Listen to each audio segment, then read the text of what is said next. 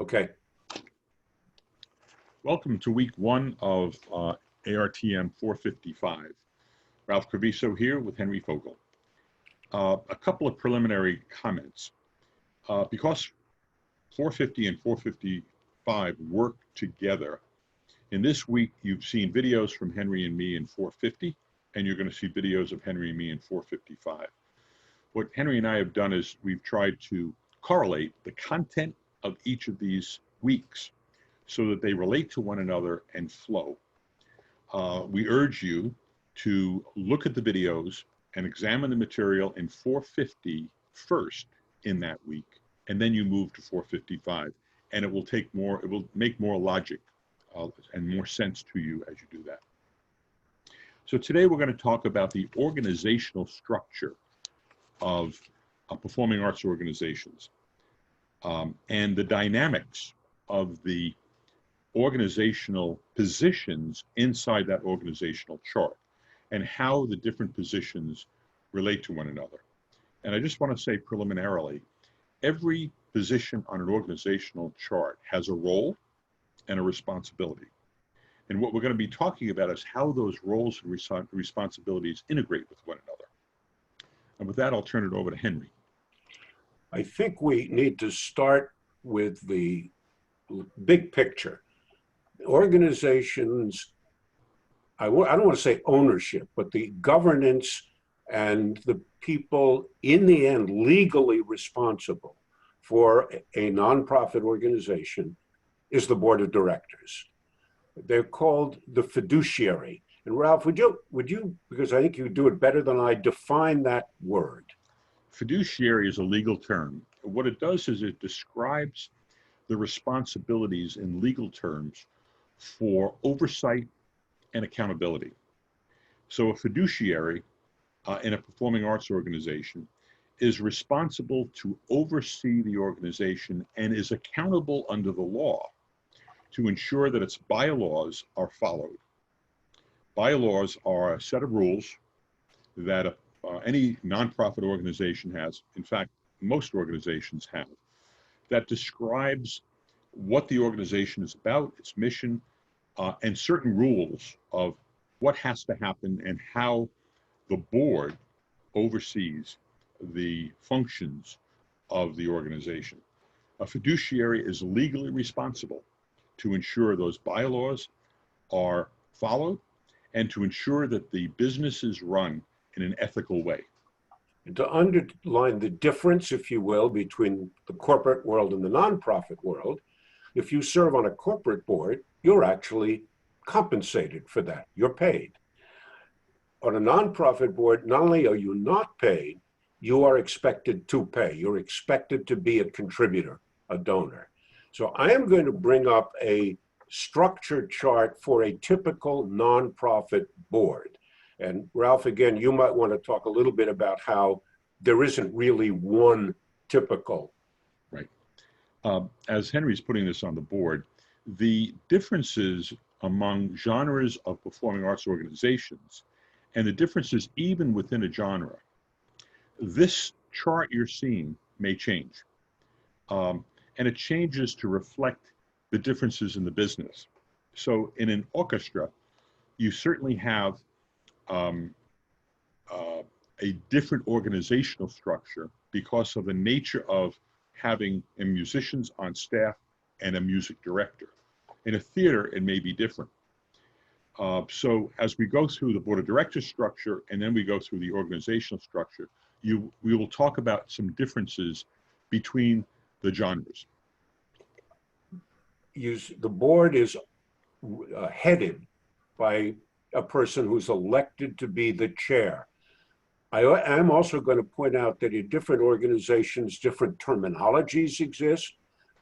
Some organizations call the head of the board the president, but more and more are now moving towards chair. And then you see 6 committees reporting to the chair, as well as a vice chair who often is expected to be the next chair. Chairs are elected usually for 2 or 3 year terms and often can be reelected. All of those committees have a specific responsibility and relate to a department of the management that performs the function. So the finance committee oversees budgeting and monitoring and so forth. And I want to say to the students, you have this chart on Blackboard and you can and should study it and think a bit more about it because we have to move quickly through this. You can see that there's the finance committee oversees the budget and in the end recommends to the board whether to approve the budget that's been submitted by the management. Audience development committee, sometimes it's called a marketing committee. Development committee is fundraising.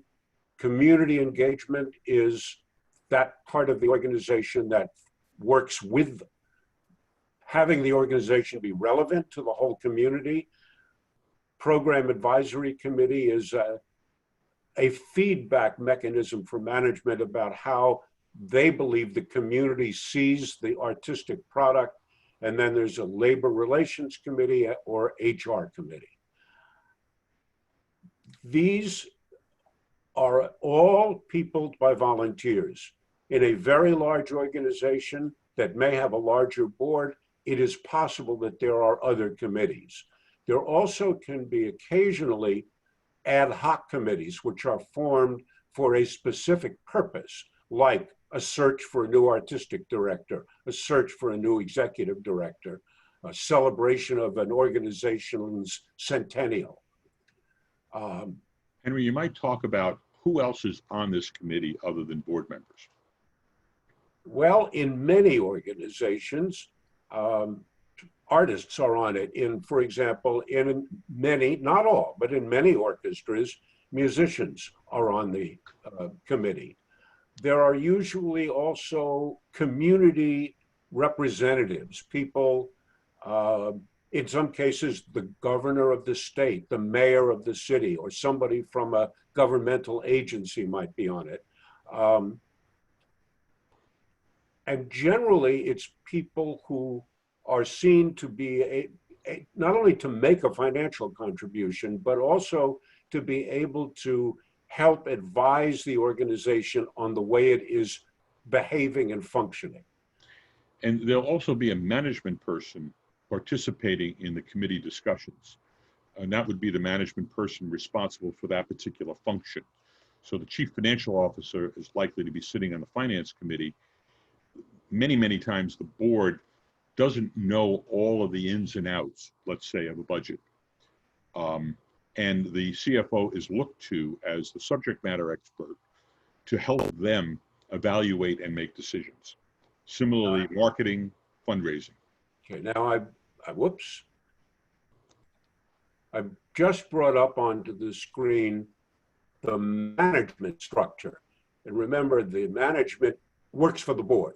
So the president, sometimes called executive director, who sits at the top of this chart, reports to the board chair. The other department heads, as Ralph was just talking about, where on this chart I've made them vice presidents. They may have other titles.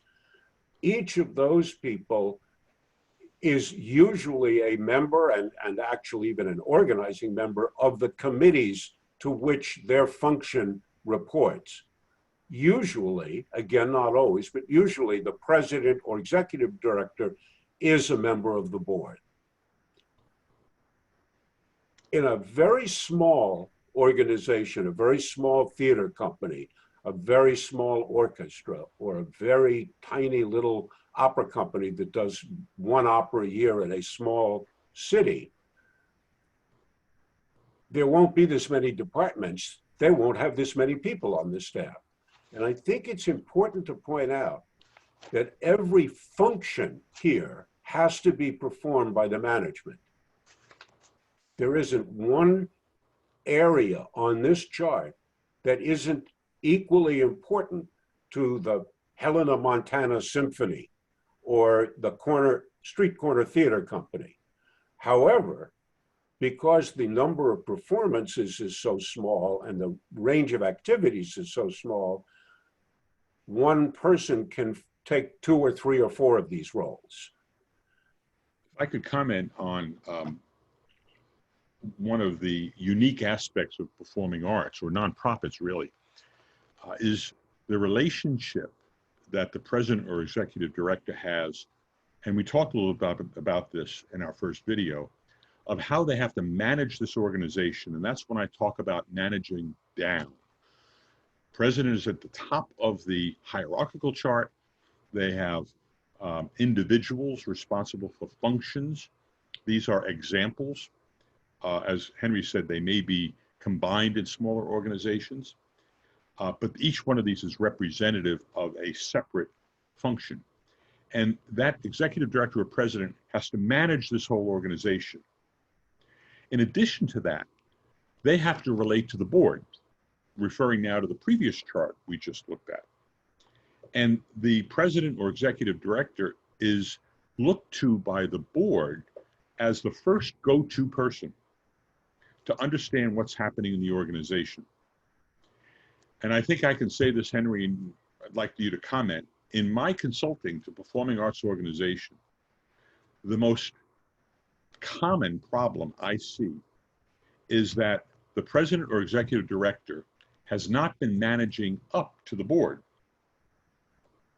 And as a result, the board has one view of the organization, the president has another view, and the disconnect results in dysfunction. It may be a financial problem, it may be an artistic problem, it may be a personnel problem, but it manifests itself, it really rotates around that one individual who's responsible to the board looking up and to the staff going down. Where there is also an artistic director or leader who is likely to report to the board and not to the president or executive director, that president or executive director has to manage what I'll call a cross. That is, managing someone who does not report to him or her, but they're responsible for executing the decisions that person makes. And if they're not in close coordination with one another, that is another area of dysfunction. That president also has to manage community affairs. When the community looks to a performing arts organization, the two people that are most prominent are an artistic leader and the president or executive director. So that person also needs the skill set of managing the relationship with the community. Henry? Yeah, I would agree that in my consulting work, the same thing has occurred. The issue of, I guess I would call a lack of alignment between the board and the management. I will say that sometimes it's not a question of bad or poor management. Sometimes the board has elected somebody who just has an idea that he's going to run it his own way and can't be managed, and that is a problem. And I think one of the important roles of the president, the staff head, we've called it president in this organization, sometimes executive director. One of the most important roles is to manage the board in such a way that they don't elect somebody who really shouldn't be the next board chair. And I've had those discussions with boards in my career as a manager. I quickly want to point out again, in different kinds of organizations, there are some variations of this structure. For example, in theater, there might not be an artistic director, especially if it's a theater company that presents. In ballet and opera companies, usually the general director is the head of the company and is a management person with some artistic skills, and the music director is usually not a senior level person. In an orchestra, the music director, the head conductor, is usually on an equal to the president, but both reporting to the board. I think it's this whole relationship between the management and the board is absolutely central to success in a performing arts organization. And through the weeks of this course, we're going to talk a lot about that relationship. I think we're going to bring this to a close. And thank you for watching. And Ralph, thank you. Thank you, Henry.